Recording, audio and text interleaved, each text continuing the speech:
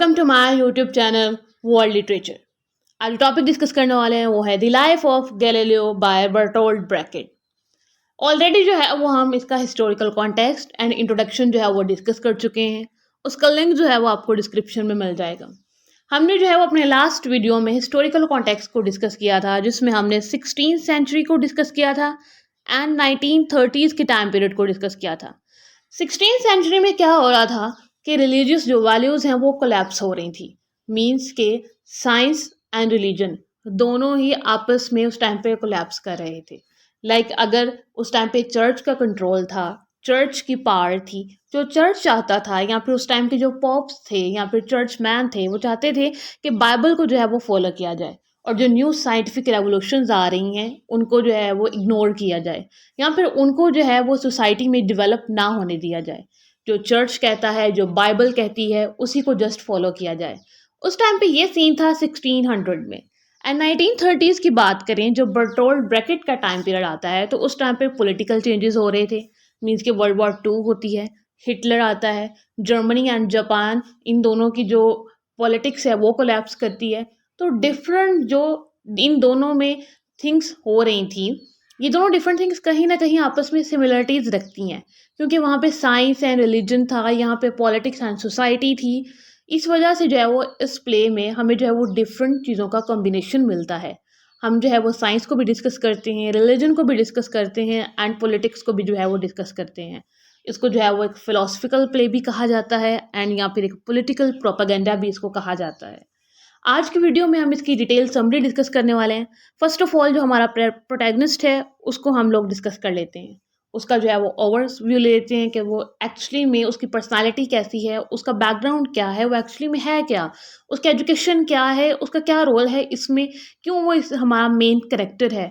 इन सब चीज़ों को जो है वो फर्स्ट ऑफ ऑल डिस्कस करेंगे, देन जो है वो डिटेल समरी की तरफ जाएंगे।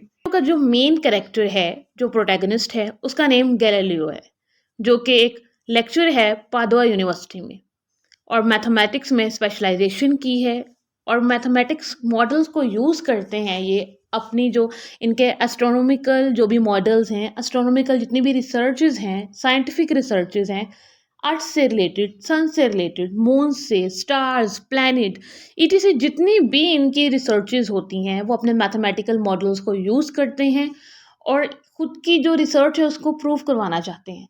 मीन्स के सोसाइटी के सामने जो है वो न्यू एडवांसमेंट जो आ रही है अर्थ में, या फिर जितना भी साइंटिफिक नॉलेज डेवलप हो रहा है उसमें जो एडवांसमेंट्स आ रही हैं, टेक्निकल जो उसमें चेंजेस आ रहे हैं, ये इन सब चीज़ों को प्रूव करवाना चाहते हैं।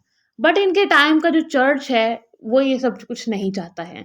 मीन के चर्च चाहता है कि हमारा जो कंट्रोल है वो सोसाइटी में मेंटेन रहे और जो ये न्यू सर्चेस, न्यू साइंटिस्ट लेके आ रहे हैं, इन सब को जो है वो सोसाइटी में कोई नेम ना दिया जाए या फिर सोसाइटी के अंदर कोई रिवॉर्ड ना मिले या फिर सोसाइटी के अंदर इनको जो है वो कोई रिकग्निशन ना दी जाए।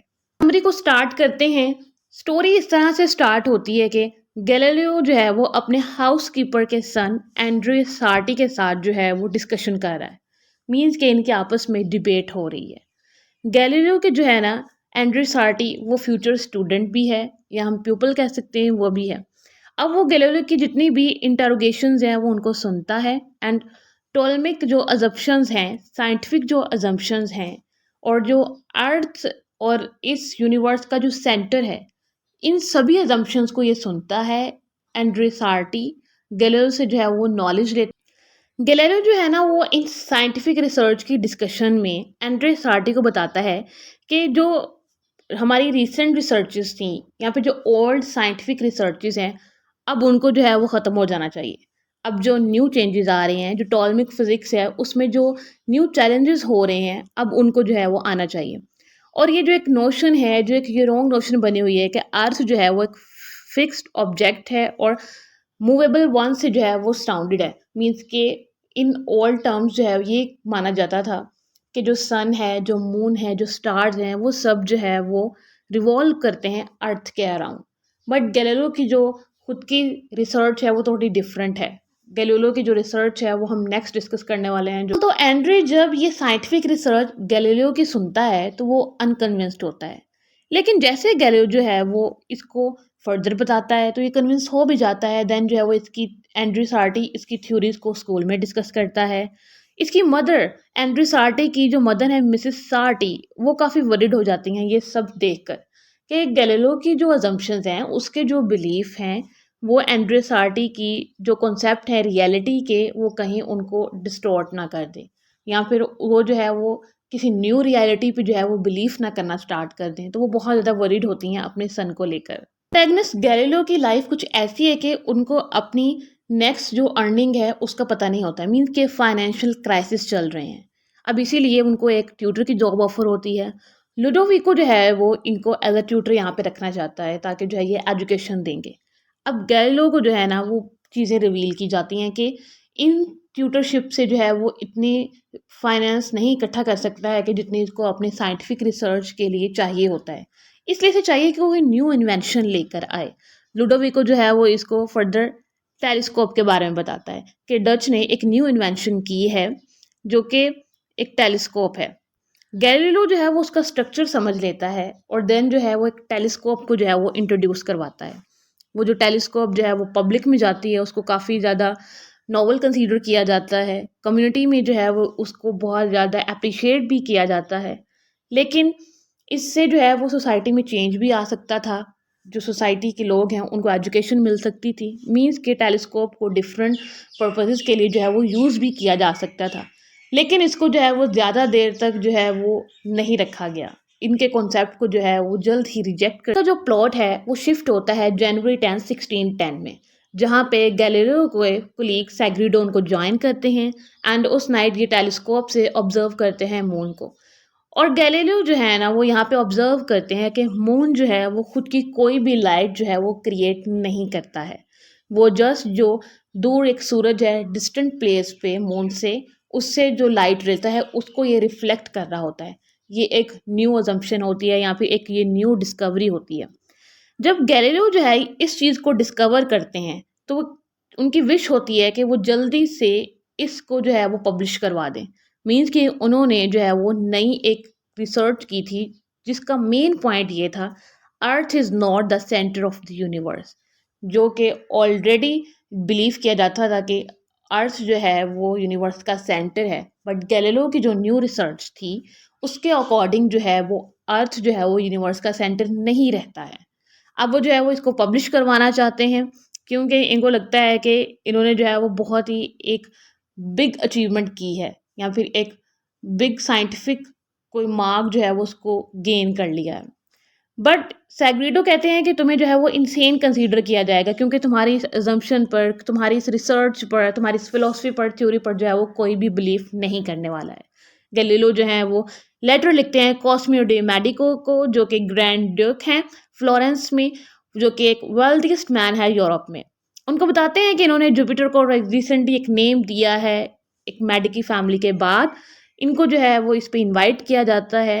ड्यूक जो है वो इनको इनविटेशन देते हैं कि आप यहाँ पे आएँ और यहाँ पे आपकी रिसर्च पे जो है वो फर्दर वर्क किया जाएगा और उसको जो है वो जस्टिफाई किया जाएगा या फिर उस पे जो है वो एक्सपेरिमेंट किए जाएंगे कि वो उसके अंदर कितनी रियलिटी है। गैलीलियो एंड एंड्री जो हैं वो दोनों मेडिकी पैलेस में जाते हैं फ्लोरेंस में। वहाँ जब भी जाते हैं तो कॉस्मियो को अपनी Copernicus theory of the universe जो है वो शिफ्ट हो जाता है 1616 में वेटिकन रिसर्च सेंटर में, कॉलेजियम रोमानम में, जहाँ पे गैलीलियो की जो रिसर्चेस थी फाइनली उनको एक्यूरेट माना जाता है एंड कोपेरनिकस जो इनका मॉडल है उसको भी जो है वो एक्सेप्ट कर लिया जाता है। बट देन जो है वो चर्च के जितने भी पॉप्स थे वो गैलीलियो के अगेंस्ट हो जाते हैं। गैलीलियो को जो है वो अपनी रिसर्चेज जो हैं वो स्टॉप करना पड़ती हैं और नेक्स्ट 8 ईयर्स के लिए गैलीलियो जितना भी अपना एस्ट्रोनॉमिकल वर्क है उसको स्टॉप कर देते हैं और अपनी मैथमेटिक्स पे जो है वो फोकस करना स्टार्ट कर देते हैं। देन जो है वो एक दिन गैलीलियो को पता चलता है कि कार्डिनल बार्बिनी जो है वो नेक्स्ट जो कि एक साइंटिस्ट हैं वो नेक्स्ट पॉप बनने वाले हैं। ये सुनकर बहुत खुश हो जाते हैं कि ये जो है वो इसकी ज़रूर हेल्प करेंगे क्योंकि गैलीलियो एंड कार्डिनल बार्बरिनी जो हैं वो कहीं फ्रेंड्स रह चुके हैं। इस वजह से जो है ये बैक एस्ट्रोनॉमी की तरफ आ जाते हैं और अपना जो वर्क है वो स्टार्ट कर देते हैं, लेकिन बहुत ही प्रोटेक्शन में रहकर और बहुत ही केयरफुली जो है ना ये वर्क करते हैं। जब अपनी रिसर्चेस को पब्लिश करवाया था तो चर्च जो है वो बहुत ज़्यादा अफ्रेड हो गया था। चर्च को लग रहा था कि हमारी पावर चली जाएगी, पॉप्स को लग रहा था कि उनकी जो पावर वो चली जाएगी, बाइबल पे जो है वो बिलीफ नहीं रहेगा, क्रिश्चियनिटी जो है वो उसको बिल्कुल जो है वो रिजेक्ट कर दिया जाएगा सोसाइटी से या फिर रिमूव कर दिया जाएगा न्यू साइंटिफिक रिसर्चेस के बाद। इस वजह से चर्च की तरफ से जो है वो गैलीलियो को जो है वो बहुत सारे थ्रेट्स मिलते हैं कि अपना जो वर्क है उसको रिनाउंस कर दो, या फिर जो तुमने जितनी भी अभी तक पब्लिकेशंस करवाई हैं उन सब से जो है वो उनको रिनाउंस करो कि जो है वो तुम्हारे नेम के अंडर नहीं आनी चाहिए। गैलीलियो ने ऐसा ही किया, अपने जितने भी इन्होंने अभी तक रिसर्चेस की थी उनको रिनाउंस कर दिया। देन जो है वो इनको 9 ईयर्स के लिए जो है वो प्रिजन में रहना पड़ा, वहाँ पे इनका ट्रायल चला। 1642 तक जो है ये प्रिजन में रहते हैं। फिर वन डे जो है वो एंड्री इनका स्टूडेंट इनको विजिट करता है गैलीलियो को। गैलीलियो जो है वो इनको अपने 2 वर्क्स देते हैं एंड्री को, जिसको जो है ये डिस्कॉर्सी कलेक्टिवली इन्होंने एक नेम उसको दिया था, वो दिया था। एंड्री जो है इस वर्क को ले जाता है एंड पब्लिश करवाता है हॉलैंड में जाकर, और इन बुक्स को जो है वो एक न्यू नेम दिया जाता है। यहाँ पे जो प्ले है वो एंड हो जाता है। इस प्ले में जो है वो हमें different lessons and different themes जो है वो मिलते हैं।